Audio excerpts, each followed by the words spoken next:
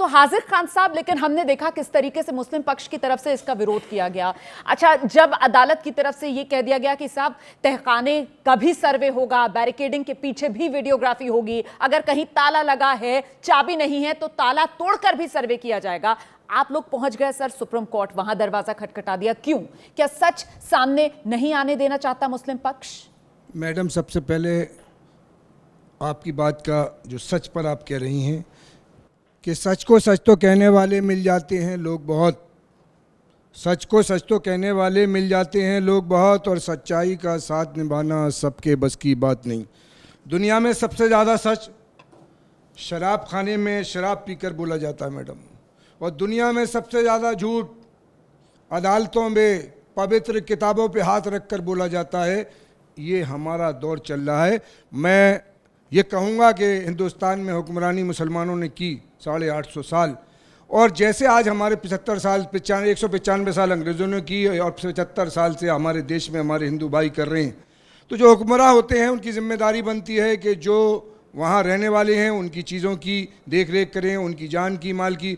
इसलिए मुस्लिम शासक हिंदू भाइयों की, मंदिरों की और हिंदू भाइयों की जान और माल की देखभाल करती थी। देखिए ये मिथ्या है। मैडम नहीं, ये मिथ्या है, आप गलत इसलिए बोल रहे हैं। मस्जिद बनाई जाती थी। मैडम आपकी बारी आया, एक सेकंड, वो अपनी बात पूरी कर लें फिर आ जाऊंगी। जैसे ही मस्जिद वहाँ बनाई जाती थी, इसलिए बनाई जाती थी कि मुसलमान कोई सिपाही नमाज नहीं छोड़ता था, इसलिए मस्जिद के आसपास मंदिरों के हिंदू इतने कमजोर नहीं थे कि उनकी आपके सिपाहियों की दावा तो जरूरत यही पड़ी। है ना, जो दावा है वो तो यही है कि मिथ्या ना साहब बोले। मंदिर तोड़कर मस्जिद बनाई गई, दावा तो इसी को लेकर है ना। अब आप यहाँ पर ये जस्टिफाई करने लगे कि साहब क्यों मस्जिद बनाई जाती थी और मुस्लिम शासकों की आप यहाँ पर तारीफ कर रहे हैं। जी, हमारे हिंदू इतने कमजोर नहीं थे। महाराणा प्रताप जैसे, पृथ्वीराज चौहान जैसे योद्धा अकेले लड़ने वाले, और आज बोल रहे हैं कि हमारी सेना की जरूरत पड़ी। हमारे हिंदुओं को कभी सेना की जरूरत नहीं पड़ी। क्रूर लोग आए, मुगल लोग आए, उन्होंने अत्याचार किया है हम लोगों पर। ये इतिहास गवाह है। पूछ रही हूँ कि साहब अब जो सर्वे हो रहा है, जो गुरुमा कह रही है कि इस सर्वे से सत्य सामने आ जाएगा, तो फिर सच के सामने आने से आपको डर लग रहा है क्या? नहीं, ऐसा नहीं है मैडम जी। अंजुमन इंतखादी जो मुस्लिम कमेटी है जो उसकी मस्जिद की, उसने एतराज़ किया कि इन कमिश्नर साहब पर हमको भरोसा नहीं है, और कोर्ट ने उनकी बात को माना। हम तो सम्मान कोर्ट का कर रहे हैं कि उन्होंने 1 कमिश्नर की जगह 3 कमिश्नर कर दिए। सर्वे होगा, लेकिन ये जो कह रही है कि इसमें अंजुमन इंतजामिया कमेटी जिसका आप जिक्र कर रहे हैं, मुझे लगता है महन जी के पास हमें चलना चाहिए। महन जी, उसकी तरफ से तो पहले यह भी कहा जा रहा था कि साहब हम किसी गैर मुस्लिम को मस्जिद के अंदर नहीं आने देंगे, नहीं बैरिकेडिंग से बाहर ही सिर्फ और सिर्फ सर्वे किया जाएगा। फिर अदालत को तो यह भी कहना पड़ा ना कि साहब बैरिकेडिंग के पीछे भी, तहखाने के अंदर भी, और अगर जरूरत पड़े तो ताला तोड़कर भी वीडियोग्राफी की जाए, सर्वे का काम किया जाए। ये कहने की नौबत ही क्यों आई? ये देश संविधान से चल रहा है। ये देश किसी के मनगढ़ंत विचारों से नहीं चलता। वहाँ जो कुछ हो रहा है भारत के संविधान के तहत कोर्ट के आदेश से हो रहा है, किसी व्यक्ति के कहने से नहीं हो रहा है।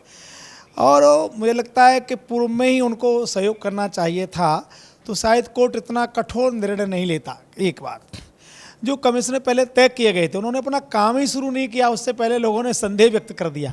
समझ से परे है। और नहीं, मुस्लिम पक्ष कह रहा था कि इन कमिश्नर को हटाओ, अदालत ने उनको हटाया नहीं है, अदालत ने उनको बरकरार रखा है।